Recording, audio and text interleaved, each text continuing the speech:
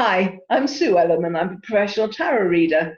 And I'm using the Mythic Tarot, which is based on Greek mythology. And hello, I am Carrie Beleno. I am a Reiki, I don't even know what I am anymore. Intuitive Reiki master teacher and spiritual life coach. We have questions. We are getting a little punchy. We have questions here that we hope we're giving you practical information, guidance to help humanity move forward. And we are enjoying ourselves in the process. We are. We talk a lot. So, with each other, not on these. Our question today is, how can I tell if it's intuition or emotion? Oh, I like this question. It really resonates with me. So let's see what the cards say.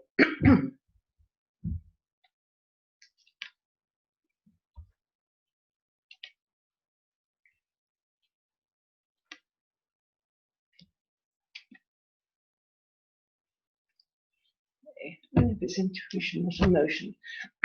Okay. It comes from, we have to be very grounded. We have to make sure that we're looking after ourselves properly, because sometimes when it's emotional, we aren't grounded. We have so much invested in a certain outcome. With this card, it's looking after yourself on a physical level, a material level. It's having your feet firmly on the ground, and emotions can kind of start lifting your feet off the ground and then taking you on a journey all of its own. Intuition isn't fluffy. Intuition comes from being grounded and being able to see a way ahead. But with intuition also, you get the opportunity of a new way of life if you can let go of the old. And some of the things we might be asked to let go of are things that we are emotionally invested in. So if it's a choice that's giving you everything you emotionally want, then I'd start to question it. Because intuition, invariably, I find intuition can put me in some pretty difficult situations, which turn out really well in the end, but they aren't what I would have emotionally chosen. You can get invested in a person that you have an emotional attachment to, and then you can create all these things around this person emotionally kind of triggered, and then your intuition will say you need to walk away from this person, and you're thinking no, my intuition is really telling me that I'm going to be with this person for the rest of my life. And then we have this tension that builds up inside, trying to create all these stories around a person or a situation, whatever it is. And then we can get upset when things aren't working out the way we think. It's our intuition that's talking to us, but it's actually our emotion. Our intuition is something that's given to us. And it does come from within us, but it comes from a higher source. Our emotions are what can take us off course if we're not careful. So be prepared. If something that you are fighting to hold on to, then it's often emotional. If it's something that you trust your intuition and say, well, if it's for me, it will come back. And if it's not, then it won't. That will be your intuition. It's got a lot more lack of attachment to the outcome to it. So we can love people, but they're not necessarily the best for us long term. And in hindsight, we will understand that. But our emotions can get us in big trouble. But it is difficult to look at the difference between the two. Following our intuition we're going to get to a place of joy and celebration, validation of a commitment, because we have been grounded, we are looking after ourselves properly. Our emotions sometimes can take so much control that we don't look after ourselves properly. We're all in our emotions, our heads, and we get very flighty, and we get kind of all tied up in a fantasy world. It's easy to do. Our intuition is much more grounded, and it's much more of a solid path rather than kind of but also with intuition, you won't suddenly wake up happy or wake up sad or have these ups and downs of moods. With intuition, it's much more of a kind of a solid path that you're following, because it's a life purpose, it's a soul purpose. Emotions kind of can trigger moods. You know, if you think that intuitively this job is the right one for you, and you don't get it, then you go into a kind of emotional, into kind of a downer because of it. That is your emotion that's telling you want that job. It's not that your intuition is telling you that you want that job. And it does take practice. You know, it really does take practice. I've had people tell me, you know, I've got a very strong intuition, you know, I know exactly what I'm doing. Well, and then suddenly they get triggered and they have a meltdown because it was their emotion that was invested in it. But there is a restlessness. You feel you can do more with your life. And this is another thing that your intuition will do. It will always be guiding you forward. Emotions can sometimes hold you back.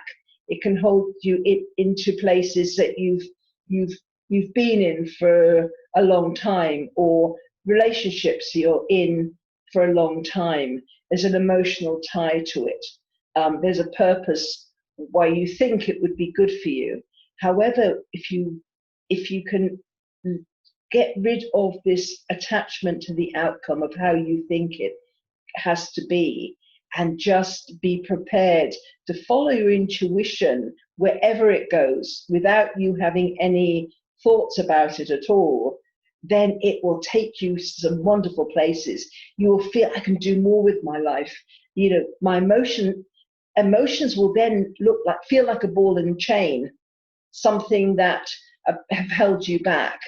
When I'm talking about overwhelming emotions that aren't just kind of the happy, sad, and joyful emotions. I'm talking about ones that become a prison because you're so invested in this. Only this can fulfill me.